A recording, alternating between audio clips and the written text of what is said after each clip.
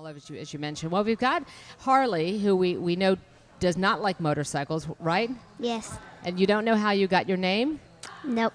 but you do like ponies. Yes. Okay. And you like ponies, so you two will get along just We're going fine. to get along just great. Now, Harley is in the 6th grade at South Seminole, right? He's wearing a beautiful necklace that your teacher gave you? Yes. You want to say hi to her?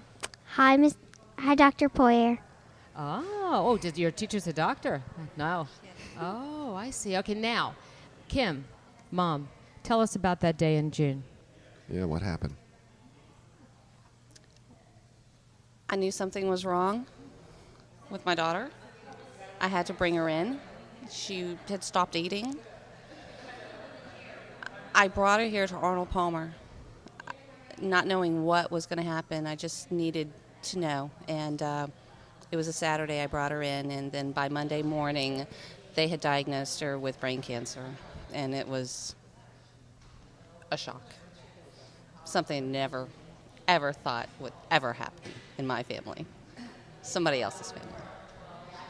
So what led you to bring her in was she wasn't eating. She had stopped eating. She had progressively stopped eating. She would not eat. She would not drink. Nothing would go down her throat. And everyone would try to get her to eat, and she wouldn't eat. Were there tricks or something? Or did you? We tried to have many occasions, try to have a logical conversation with what ended up being a brain tumor. And you cannot have a logical conversation with a brain tumor. What was it? What did they say to you? When they told me, they sat me down. There was about maybe 15 doctors that came in at the time, and they said the MRI had proved what they thought, that she did have brain cancer. They would know more within the next day or two, which we found out it was malignant. It was actually at the time inoperable and rare. And every day just kept getting a little worse and a little more horrible. She was in ICU. She was falling. She was dying, and when she was here, and when they diagnosed her, they treated her, they brought her back, and have continued to bring her back ever since. And now we're in. We've done chemo. We've done brain surgery in December. She had surgery on December 14th, and she went home on her birthday, December 18th. Oh, you had brain surgery on the 14th? Yes. What do you remember about that time? Nothing. Well, that's probably not a bad thing. I think they designed it that way in some ways, too. Yeah. Yeah. But you're such a beautiful girl. And Yeah. Your hair's growing back. You got awesome freckles. What do you think about this whole experience? What has it taught you?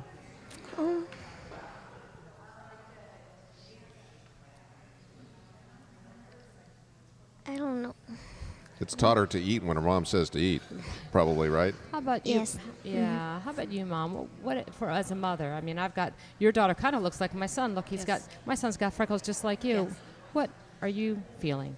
This is still very new. It is very new.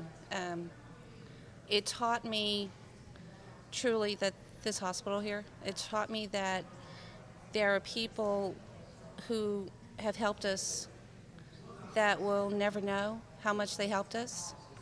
They helped us just by sitting down and talking to us. They've just helped us so much, this hospital, and everybody in this hospital has just made it an unbearable situation, just bearable. They gave me hugs when I needed hugs, when I was falling apart in the halls, and they set me straight because some of the treatment was pretty difficult and harsh on her, and they set me straight. They said, "We need to do this. Trust us. We need to do this." And it's just been a good and a very bad experience. I mentioned this over and over that you never saw that coming. And if my kid was not eating, you'd think something's wrong with her stomach or whatever. And then when they set you down in June and said she has brain cancer, Cancer is not in our family history. I have 90-year-old aunts and uncles. My parents are here. We have no history. There is no cancer history at all whatsoever in our family. She had no medical history except for this. Well, thanks to the doctors here and the donations to give them everything they need to work on you, Harley. We just got to work on getting you. Sure you don't want to ride on a Harley? Yes. You do want to try it, okay? You're a little scared. You want to try it? No. Or you're sure you don't want to try it? Okay, I got you. She's sure she doesn't want to try it. I mean, I just want to, when you were talking about those worst moments, at any point, Kim, and we can give our phone number because we want people to call. Harley's listening. It's 1-888-543-9931.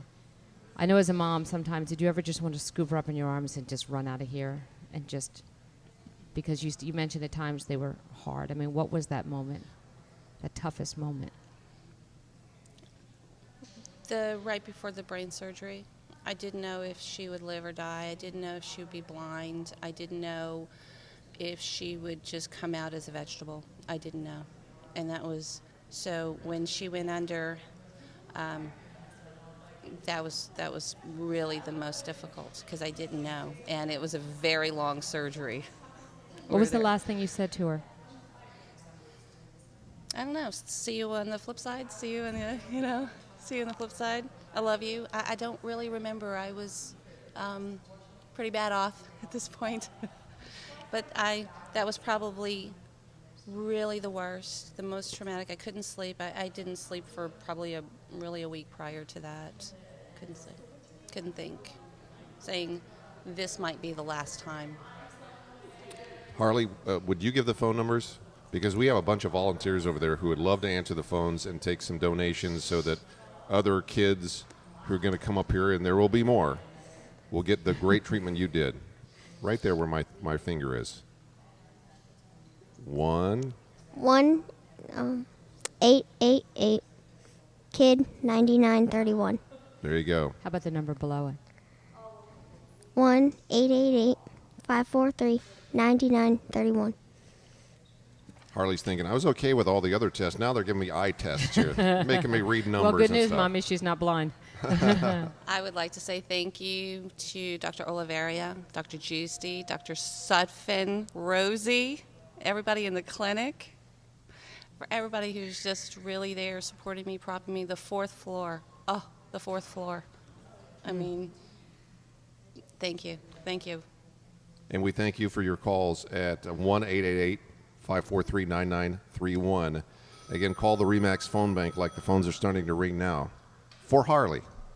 We're going to make them ring for you, Harley, okay? Yeah, all the motorcycle drivers and riders out there. Okay, everyone who rides a motorcycle for Harley who will never get on one, we need to hear from you right now. If you own a Harley, because those are not cheap, okay? And we know your lifestyle if you own a Harley. Shame on you if you're not calling for Harley right now, okay? It's 1-888-543-9931. The Magic Cares for Kids Radiothon presented by Panera Bread of Orlando. Thanks for calling.